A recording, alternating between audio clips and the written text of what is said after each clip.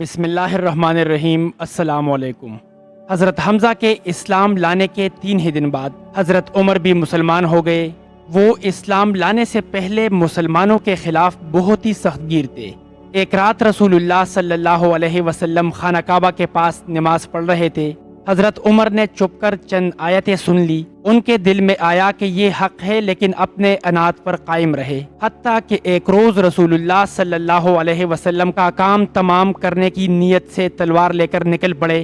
راستے میں ایک آدمی سے ملاقات ہو گئی۔ اس نے پوچھا، عمر کہاں کا ارادہ ہے؟ بولے، محمد کو قتل کرنے جا رہا ہوں۔ اس نے کہا، محمد صلی اللہ علیہ وسلم کو قتل کر کے بنو ہاشم اور بنو زہرہ سے کیسے بچ سکو گے؟ حضرت عمر نے کہا، معلوم ہوتا ہے کہ تم بھی بے دین ہو چکے ہو۔ اس نے کہا، عمر حیرت کی بات نہ بتاؤں، تمہارے بہن بہنوئی بھی تمہارا دین چھوڑ چکے ہیں۔ یہ سن کر حضرت عمر نے شدید غصے کی حالت میں بہن بہنوئی کے گھر کا رخ کیا۔ وہاں حضرت خباب بن ارد سورہ طٰہٰ پر مشتمل ایک صحیفہ پڑھا رہے تھے۔ حضرت عمر کی آہٹ سنی تو وہ گھر کے اندر چھپ گئے اور ان کی بہن نے صحیفہ چھپا دیا۔ اندر پہنچے تو پوچھا، یہ کیسی بنبناہٹ تھی جو میں نے تم لوگوں کی زبانی سنی؟ انہوں نے کہا، کچھ بھی نہیں، بس ہم آپس میں باتیں کر رہے تھے۔ حضرت عمر نے کہا، غالباً تم دونوں بے دین ہو چکے ہو۔ بہنوئی نے کہا، اچھا عمر، یہ بتاؤ، اگر حق تمہارے دین کے ماسوا میں ہو تو؟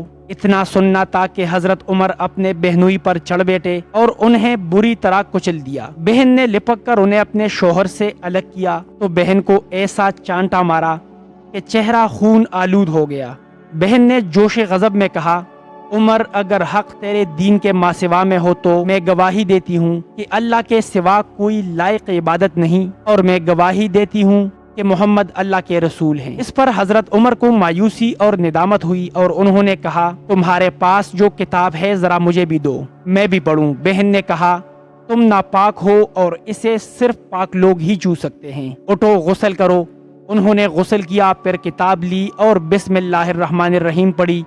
کہنے لگے، یہ تو بڑے پاکیزہ نام ہیں۔ اس کے بعد سورہ طٰہٰ میں سے اس آیت تک قرأت کی۔ کہنے لگے، یہ تو بڑا عمدہ اور بڑا محترم کلام ہے، مجھے محمد کا پتہ بتاؤ۔ یہ سن کر حضرت خباب باہر آ گئے اور کہنے لگے، عمر خوش ہو جاؤ، مجھے امید ہے کہ رسول اللہ صلی اللہ علیہ وسلم نے جمعرات کی رات تمہارے متعلق جو دعا کی تھی کہ اے اللہ، عمر بن خطاب اور ابو جہل بن ہشام میں سے جو تیرا محبوب ہو اس کے ذریعے سے اسلام کو قوت پہنچا، یہ وہی ہے۔ پھر بتلایا کہ اس وقت رسول اللہ صلی اللہ علیہ وسلم کوہ صفا کے پاس دار ارقم میں ہیں۔ حضرت عمر وہاں سے نکل کر دار ارقم کے پاس آئے اور دروازے کو دستک دی۔ ایک آدمی نے دروازے سے جھانکا تو دیکھا کہ عمر تلوار حمائل کیے موجود ہیں۔ لپک کر رسول اللہ صلی اللہ علیہ وسلم کو اطلاع دی اور سب لوگ سمٹ کر یکجا ہو گئے۔ حمزہ نے کہا، کیا بات ہے؟ لوگوں نے کہا، عمر ہے۔